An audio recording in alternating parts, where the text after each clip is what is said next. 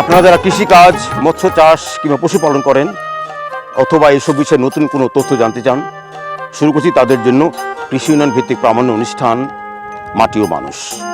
সুপ্রিয় দর্শক, আমাদের আজকের অনুষ্ঠানের বিষয় হচ্ছে তুলা চাষ।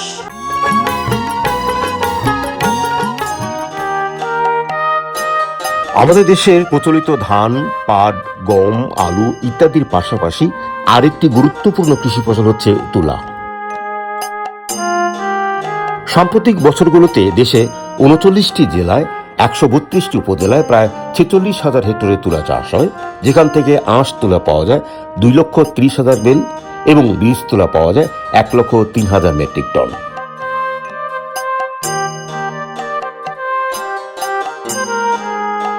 তুলা হলো একটি দীর্ঘমেয়াদী ফসল।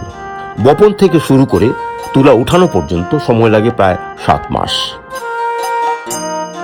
সাধারণত উপযোগী আবহাওয়ায় আগস্ট সেপ্টেম্বরে তুলা বপন করে মার্চ এপ্রিল নাগাদ তুলা হারভেস্ট করতে হয়।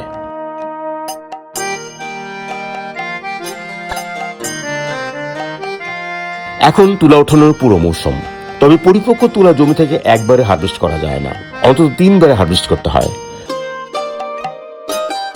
ইতোমধ্যে দেশের তুলা অধ্যুষিত অঞ্চল চুয়াডাঙ্গা, কুষ্টিয়া, মেহেরপুর, রাজশাহী, রংপুর, বগুড়া এবং পার্বত্য জেলা বান্দরবান, রাঙ্গামাটি ইত্যাদি জেলাসমূহে সিংহভাগ তুলা হারভেস্ট শেষ হয়েছে এবং তুলা উন্নয়ন বোর্ডের নির্ধারিত সেলিং পয়েন্টে তুলা ক্রয় শুরু হয়েছে, যেখান থেকে জিনিং মিলে তুলা সরবরাহ করা হচ্ছে। দর্শক মণ্ডলী, তুলা হারভেস্ট ও প্রক্রিয়াজাতকরণ বিষয়ক বিস্তারিত প্রতিবেদনের আগে চলুন আমরা দেখে নিই তুলা বপন, বল ফরমেশন এবং তুলা গবেষণা নিয়ে প্রচারিত প্রতিবেদনের অংশবিশেষ।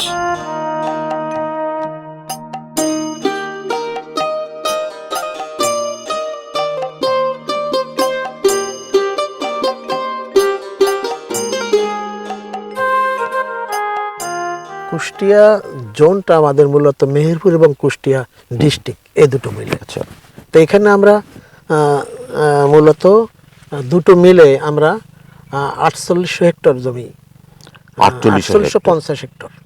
ইদানিং দেখা যাচ্ছে যে তুলা চাষের সঙ্গে কৃষকরা বিভিন্ন রকম ফসল সাথী ফসলের ব্যবহার করছে।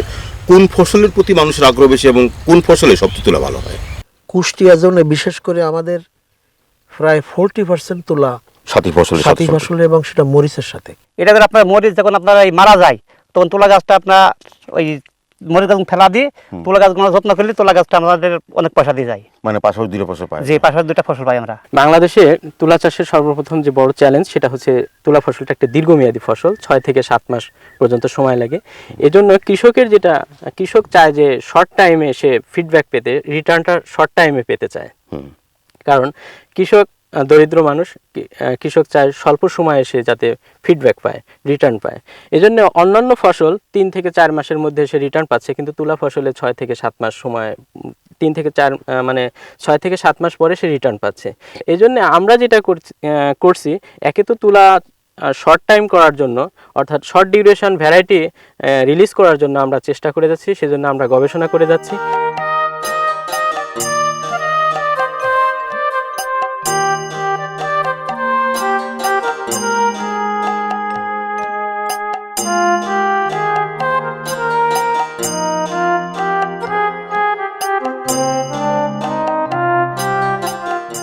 জাত উন্নয়নের কাজ করছে। আমাদের শুনে থাকবেন যে আমরা বিশ্ববিদ্যালয়ের সাথে কোলাবরেটিভ রিসার্চ আছে এবং আমাদের নিজস্ব সায়েন্টিস্টের তত্ত্বাবধানে গবেষণা হয় এবং আমরা নিজেও আমি এটা গবেষণার সাথে জড়িত।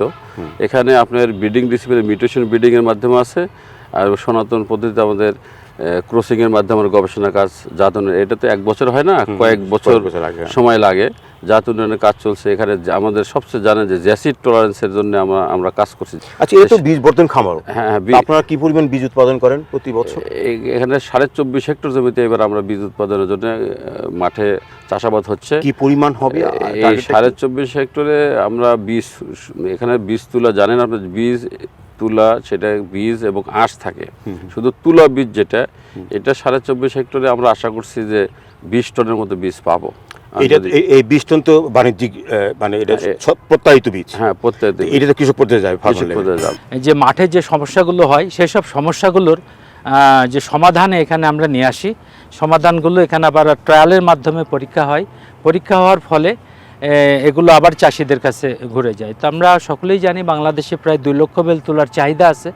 সেই চাহিদার মানে আমাদের পূরণের লক্ষ্যে আমরা এখানে বিভিন্ন চাষিদের তুলা চাষ সম্প্রসারণ করে থাকি। এখানে যে গবেষণা হয় এই গবেষণার ফলাফল আমরা আবার মাঠে নিয়ে যাই। এখানে বিভিন্ন চাষিরাও আসে, তাদের হাতে কলমে আমরা প্রশিক্ষণ দেই। এখানে আমরা দেখছি যে কালার কটন, এটাও আমাদের পরীক্ষাধীন আছে। এইগুলো তারপর আমাদের অন্যান্য যেসব পরীক্ষা, আমরা এখন সবচেয়ে বেশি গুরুত্ব দিচ্ছি যে আমাদের দেশের চাষিরা আমাদের যেটা 1 বিঘাতে 2500 থেকে 3000 চারা দেয়, সেটা আমরা আস্তে আস্তে 50,000-এ নিয়ে যাব। যত 50,000 আমরা যত সংখ্যা বাড়াবো তত আমাদের তুলার ফলন বৃদ্ধি হবে। এটা করতে গেলে আমাদের যে গাছের সাইজ শেপ এগুলো মানে আমরা আস্তে আস্তে কীভাবে কমাই আনতে পারি সেটারও পরীক্ষা এখানে হচ্ছে। এগুলো পরীক্ষা নিরীক্ষার মাধ্যমে আমাদের যাতে তুলার ফলন চাষিরা বিঘা প্রতি বা হেক্টর প্রতি বা একর প্রতি যে একটা বেশি পরিমাণ পায়, আরও লাভবান হয়, সেইভাবে আমাদের এখানে অনবরত চেষ্টা করা হচ্ছে।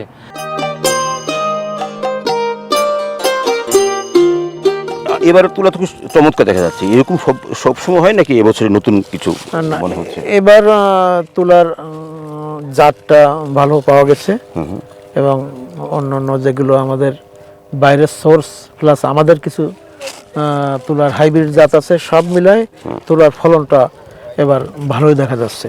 যে চাষিদের ফলন বৃদ্ধির জন্য আমরা কি কি পরামর্শ দিচ্ছি, আমরা মেইন তাদের যে বীজ, উচ্চ ফলনশীল বীজ আমরা সরবরাহ করার ব্যবস্থা করেছি। 1, 2 হলো তারা যে সারটা, মাটির যে পুষ্টি উপাদানটা, জৈব সার আর কেমিক্যাল রাসায়নিক সারগুলো যেন 4 বার ব্যবহার করে। তার কারণ এখানে দেখা যায় যে বৃষ্টিতে সারটি অনেকটা অপচয় হয়, তাহলে আবার দিলে তুলা গাছ পুষ্টি পায় এবং ফলনটা সুন্দর হয়। এর সাথে আমরা আর একটা প্রযুক্তি, বিশেষ করে ম্যাফাকুইট ক্লোরাইড, যেটার বাণিজ্যিক নাম হলো রূপালী বাম্পার, এটা ব্যবহার করি। দেখেন এই যে গিটে গিটে ফল, এর জন্য গিটটা খাটো হয়ে যায় এবং ফলটা বেশি ধারণ করতে পারে, এবং গাছের যে লম্বা হওয়ার চেয়ে ফুল ফলে খাদ্যটা যাতে বেশি যায়, সে একটা প্রযুক্তি আমরা দিয়েছি। এই প্রযুক্তি আপনি আপনার কুষ্টিয়া জোনের কোন কোন অঞ্চলে কৃষকরা ভালো ফলন পাচ্ছে? বিশেষ করে এই Bheramara, Dhankhola, Gangni unit, Kazipur unit, Bedbari unit, কম বেশি সকল ইউনিটেই কিন্তু এই প্র্যাকটিস। মামুন সাহেব, আমরা একটু ভেড়ামারার সাথে যুক্ত হই, কৃষকদের কথা শুনি। ভেড়ামারার কৃষকরা কি ভাবছে, কৃষকেরা। আমরা জনাব শেখ আব্দুল মামুন সাহেবের কথা সূত্র ধরে এখন যাবো ভেড়ামারা মাঠে, যেখানে কৃষকের কথা বলবো।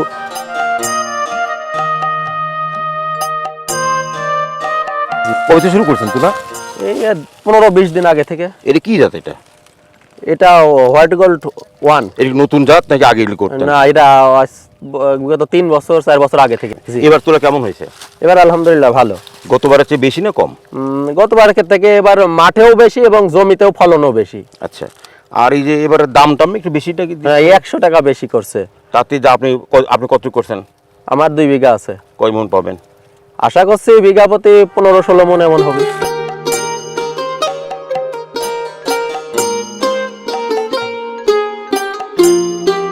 এখন যে মৌসুমটা চলছে তা হলো তুলার বিক্রয় মৌসুম। এখন তুলার বাজারজাতকরণ চলতেছে। এটা হলো কুষ্টিয়া জোনের ধানখোলা ইউনিট। এখানে একটা বাজারজাতকরণ সেন্টার আছে। এরকম এই ইউনিটে 3টা সেন্টার আছে, বড় বড় 3টা সেন্টার। প্রতিদিন কেমন, মানে কোনো রুটিন করে না প্রতিদিন এরকম আসে? প্রতিদিন না, এখানে সপ্তাহে 3 দিন তুলা ক্রয় বিক্রয়। আনার পরে কি করে, মানে কোন পদ্ধতি গ্রহণ করেন এগুলো? তুলা কৃষক ভাইরা মাঠ থেকে তুলা পিক করে, তারা কালেকশন করে রোদে একটা হয়তো শুকান দেয়, শুকান দিয়ে তারাই এখানে নিয়ে আসে। আচ্ছা, আপনাকে শুকান বাড়ি শুকান কয় শুকনা দেন বাড়িতে? মানে শুকনো সকালকার গুণ ভেজা হয়, তারপরে 10টার পর থেকে মনে করেন শুকনো হয়। এখানে যদি বলে যে ভিজা, তখন কি করেন? ওখানে শুকাইতে হবে, আবার শুকান না বাড়ি ঘুরে নিয়ে যাবো। আচ্ছা, তারপর এইভাবে আপনারা যখন নিয়ে আসে তখন আপনারা তাপমাত্রা মাপেন না? তখন না, তাপমাত্রা না, তখন আমরা তুলাটা যখন এখানে এসে প্রথম সিরিয়াল দেওয়া হয়, মানে এতগুলো তুলা যাতে কোন রকম শোরগোল না হয়, এখানে এসে সিরিয়াল দেওয়া হয়। সিরিয়াল অনুসারে ডাক পড়লে তার ওই তুলাটা নিয়ে তার ময়েশ্চারটা, আর্দ্রতার একটা দুটো গ্রেড আছে। একটা হলো 12 থেকে 13, এটা হলো আমরা গ্রেড 1 ধরি, আর হলো 16 পর্যন্ত হলো বি গ্রেড। এ গ্রেড আর বি গ্রেড, এই দুটো গ্রেডে তুলা ক্রয় বিক্রয় হয়। তখন আমরা একটা ময়েশ্চার মিটার আছে জিনার ভাইরা তারা ক্রয় করে তুলাটা, ময়েশ্চার মিটার দিয়ে এখন দেখানো যায়। সলিড আপনি তো দিনের প্রতিনিধি তাই না, এখানে যে মাত্রাটা বলা হলো এটা কি স্ট্যান্ডার্ড? অবশ্যই মানুষ এরকম কতজনে নিয়ে আসে এরকম মাত্রাটা? একদিনে কৃষক সম্ভবত 250, ধরেন 250 কৃষক হলে কতজনের কাছে এরকম ভালো মাত্রা পান? আমি 230 জন কৃষক ভালো নিয়ে আসেন। 20 জন কৃষক হয়তো অনেক সময় কিছু বস্তাতে সমস্যা থাকে, তাদেরকে বলি আমরা এখানে শুকিয়ে দিন। এখানে একদিনে কয়দিন শুকায়? এখানে একদিন শুকালেই ওনারা কাঙ্ক্ষিত লক্ষ্যে চলে যায়। আচ্ছা,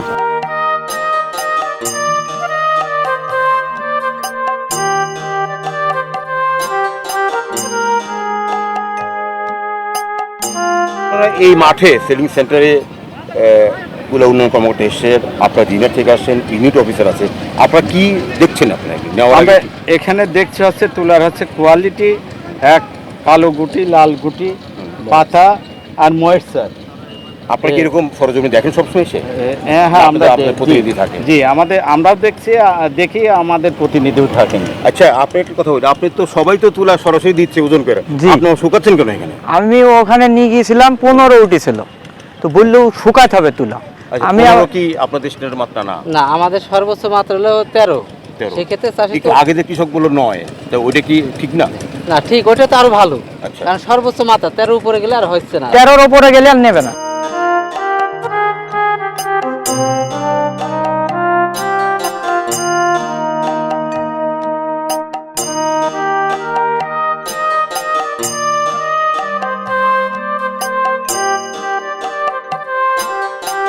ইতোমধ্যে জিনিং মিলে তুলা প্রসেসিং শুরু হয়েছে।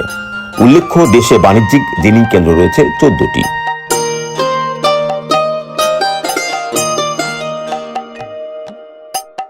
এর মধ্যে একমাত্র কুষ্টিয়াতে গড়ে উঠেছে 10টি এবং মেহেরপুর, যশোর, ঝিনাইদহ ও বগুড়া মিলে জিনিং কেন্দ্রের সংখ্যা 4টি।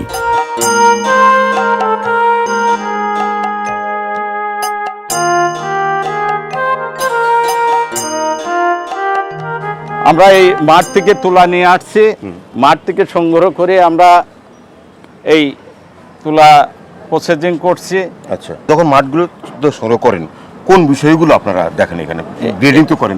জি, এই যেমন আমরা এখানে গ্রেডিং এ যে তুলাটা দেখছেন, এটা গ্রেডিং তুলা। আমাদের এখন প্রসেস মেশিং আছে।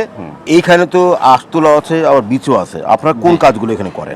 এই জায়গা দেখছেন, এই যে আঁশ তুলার সাথে বীজ আছে, এই বীজটা আছে, এই বীজটা আমরা হচ্ছে জিনিং করা হয় এখানে করে জিনিং করা হয়। জিনিং এর পরে প্রসেসিং করে তুলাটা আলাদা হয়ে যায়। আমরা টেক্সটাইলের সাপ্লাই দিই, যেমন এমএসএ, আপনার স্কোয়ার, আপনার এনজেড, বড় বড় কোম্পানির সাথে আমরা এই তুলাটা সাপ্লাই করি।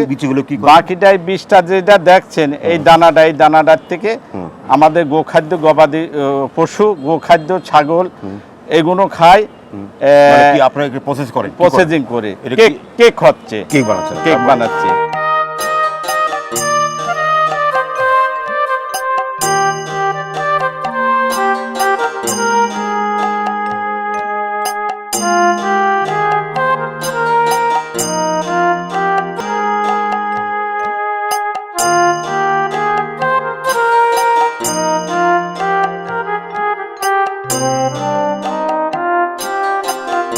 আচ্ছা, কুষ্টিয়াতে এরকম আপনারা কতজন জিনিং করেন? 9 জন জিনিং মিল আছে আমাদের এখানে কুষ্টিয়াতে। 9টা।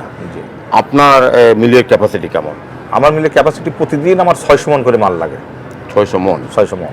তো আপনার যে এত চাহিদা, আপনি কি পর্যাপ্ত তুলা পান? না, তা পাই না, এই পরিমাণ তুলা হয় না দেশে। আচ্ছা, তো হয় না যে কি করেন তখন? চাহিদা এখন আমরা যে পরিমাণ তুলা পাই অতটুকু ভাঙাই আমরা বসে থাকি, বন্ধ করে বসে থাকতে হয় আমাদেরকে। বছরে কয় মাস আপনার তুলা কাজ করে জিনিং চলে? আমরা জিনিং 4 মাস থেকে 5 মাস।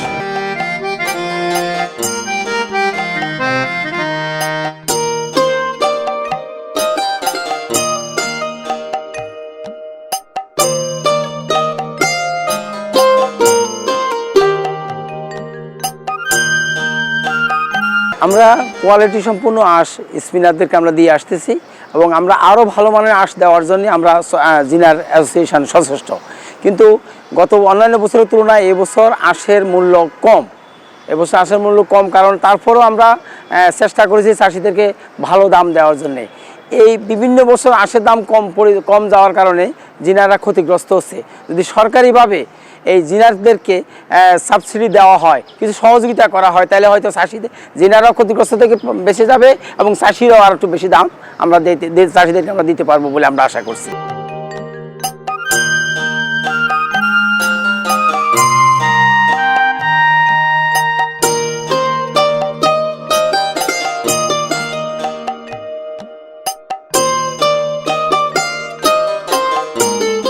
এটা তুলার বীজ থেকে তৈরি কটন অয়েল।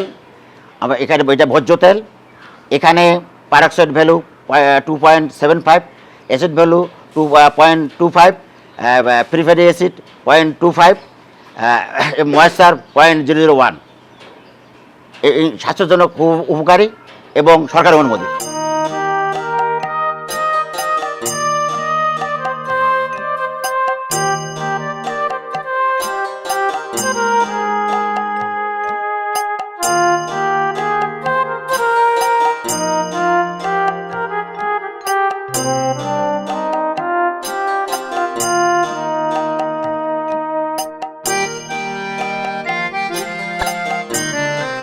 তুলা হারভেস্ট, পোস্ট হারভেস্ট এবং জিনিং পদ্ধতি নিয়ে ছিল আমাদের বিশেষ প্রতিবেদন। আজ এ পর্যন্তই। আমাদের আগামী অনুষ্ঠানগুলো দেখবার আমন্ত্রণ জানিয়ে শেষ করছি আমাদের আজকের মাটি ও মানুষ। সকলকে ধন্যবাদ।